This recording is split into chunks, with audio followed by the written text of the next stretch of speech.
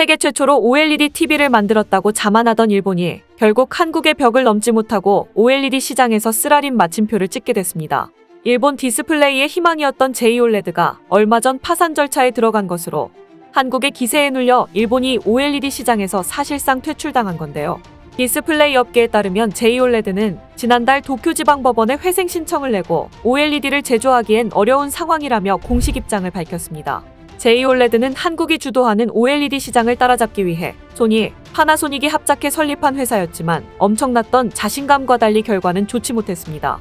JOLED가 한국 기업과의 차별화를 위해 내세운 잉크젯 프린팅 방식의 기술이 패착이 됐는데 품질이 불안정하고 불량률이 높아 시장의 외면을 받았습니다. 그래도 JOLED는 마지막까지 어떻게든 버티려고 발버둥쳤지만 만성적인 손실로 작년부터 사실상 파산 상태에 빠지며 결국 백기를 들었는데요. 이와는 달리 OLED 세계 최강자 자리는 한국 기업이 차지하고 있습니다.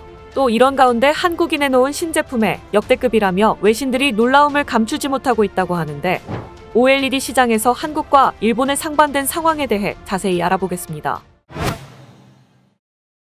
JOLED의 파산 결정으로 일본 내에 있는 OLED 패널 공장 2곳이 문을 닫고 수백 명이 해고될 예정이지만 OLED 시장에 미치는 영향은 미미할 것으로 보입니다. 앞서 일본의 소니가 OLED TV를 처음 상용화했으나 현재 TV 등 대형 디스플레이 시장의 95%를 한국이 점유하고 있는 만큼 우리나라에 패권을 넘겨준 지 오래됐기 때문입니다. 실제로 중소형 패널에서는 삼성 디스플레이가, 대형 패널에서는 LG 디스플레이가 업계를 주도하고 있는 중인데요. 시장 조사 업체 옴디아에 따르면 작년에 글로벌 OLED 매출액 기준 패널 점유율은 한국이 81%로 압도적인 1위를 차지했습니다. 뒤이어 중국이 18%를 차지했는데 아직 중국과의 격차가 당장의 위협이 되는 건 아니지만 저가 물량 공세로 중국의 추격이 있는 만큼 이를 대비할 필요성은 있어 보입니다. 실제로 한국의 우위가 월등하지만 중국과의 격차가 2020년 74%포인트에서 작년에 63%포인트로 10%포인트 이상 줄었다는 점에서 마냥 안심할 순 없기 때문입니다. 이런 가운데 삼성 디스플레이는 작년에만 6조 원에 육박하는 영업이익을 올리며 역대급 실적을 달성했습니다. 게다가 어닝쇼크를 낸 삼성전자에게 20조 원을 빌려주며 업계의 시선을 끌기도 했는데요. 그리고 이렇게 삼성 디스플레이가 호실적을 거둘 수 있었던 배경엔 IT용 OLED를 중심으로 한 애플과 삼성전자와 같은 우량 고객사의 영향이 컸다는 분석입니다. 실제로 디스플레이 업계에서는 삼성 디스플레이가 올해 아이폰 14 프로 패널 70% 이상을 공급한 것으로 추정했습니다. 반면에 대형 패널의 OLED 시장을 전부쥐고 있는 LG 디스플레이는 LCD 사업의 영향과 작년 OLED 수요 감소로 2조 원대 적자를 냈습니다. LG 디스플레이는 LG전자로부터 1조 원을 차입하기로 결단을 내렸습니다. OLED 사업의 경쟁력을 강화하는 동시에 재무 건전성을 강화하기 위해 긴급히 재원 확보에 나선 겁니다. LG 디스플레이는 이번 차입 금액으로 올해 양산을 시작한 차량용 2세대 텐덤 OLED 등 차별화 기술을 고도화한다는 계획입니다. 실제로 저가 수주로 LCD를 장악한 중국의 추격이 이어지고 있기에 앞으로 OLED 분야에서 중국과 더욱더 기술 격차를 벌려야 하는데요. 중국의 위협이 당장 격차를 없앨 정도는 아니지만 방심한 틈에 시장을 내준 LCD 패널의 전례를 되풀이할 수 없기 때문에 초격차 기술을 앞세워 우위를 선점해야 합니다. 그래서 이런 이유로 한국은 더욱더 프리미엄 제품으로 경쟁력 우위를 지키는 데 집중하고 있는데요. 전체 점유율은 어느 정도 내주더라도 고부가 제품을 앞세워 수익성을 높이겠다는 것으로 삼성 디스플레이가 시장을 창출에 주도하고 있는 폴더블 디스플레이가 대표적인 예입니다. LG 디스플레이의 경우 외형 확대보다는 하이엔드 시장에서의 기반을 탄탄하게 굳히려는 전략을 갖고 투자에 나설 것을 예고한 상태입니다. 즉, 가격 경쟁력을 등에 업은 중국 업체들과 완전히 다른 전략을 취하면서 좁힐 수 없는 경쟁력 차이를 만들겠다는 겁니다. 실제로 최근 디스플레이 시장의 흐름은 우리에게 유리한 방향으로 흐르고 있는 상황입니다.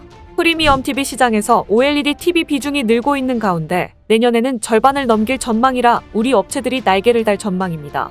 특히나 OLED TV는 프리미엄급 TV에서 비중이 가파르게 증가하고 있는 추세인데요.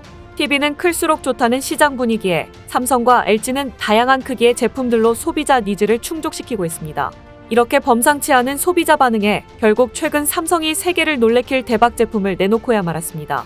얼마 전 공개된 2023년형 삼성 OLED TV가 외신들로부터 역대급이라는 엄청난 호평을 들으며 스포트라이트를 받은 겁니다. CNN_는 삼성의 OLED TV는 화질과 기능 면에서 최고의 제품을 원하는 사람들에게 이상이라며 놀랍도록 풍부한 색상 때문에 보는 내내 콘텐츠에 빠져들었다고 평가했습니다. 미국의 IT 매체 PC맥은 역대 테스트한 제품 중 가장 밝고 생생하다며 삼성은 OLED TV의 새로운 왕이라고 극찬했습니다. 영국의 IT 매체 테크레이더 역시 CES에서 본 TV 중 최고의 제품이라며 직접 살펴본 삼성의 S95C는 환상적인 TV로 인피니티 원 디자인은 놀라울 정도로 슬림하다고 평가했습니다. 전 세계 디스플레이 시장이 부진한 상황에서도 끊임없이 혁신을 만들어낸 결과로 보이는데요. 그리고 이렇게 최근 국내 업체들이 OLED 전환의 속도를 내고 있는 건 TV뿐 아니라 다른 곳에도 OLED가 다양하게 접목되고 있기 때문입니다. 통계에 따르면 올해 2분기 전 세계 OLED 패널 매출이 12%나 증가했는데 모니터와 태블릿, 자동차용 OLED에서 수요가 급증한 영향이었습니다. 특히나 차량용 OLED 디스플레이 시장의 성장이 무서울 정도로 두드러지고 있다는데요. 실제로 OLED는 LCD보다 화질과 시야각이 뛰어나며 얇고 가벼운 데다가 자연스러운 곡면을 구현할 수 있어 차량용 디스플레이로 최적이라는 평가입니다. 그런데 차량용 OLED 시장 역시 LG와 삼성이 주도하고 있는 중으로 작년에 LG 디스플레이의 시장 점유율은 66%에 달했으며 삼성 디스플레이가 34%를 차지했습니다. LG 디스플레이의 경우 플렉서블 텐덤 모델을, 삼성 디스플레이는 리지드 모델을 제공하고 있는데 디자인을 강조하는 유럽 자동차 업체들은 LG와 삼성 제품을 선호하고 있다고 합니다.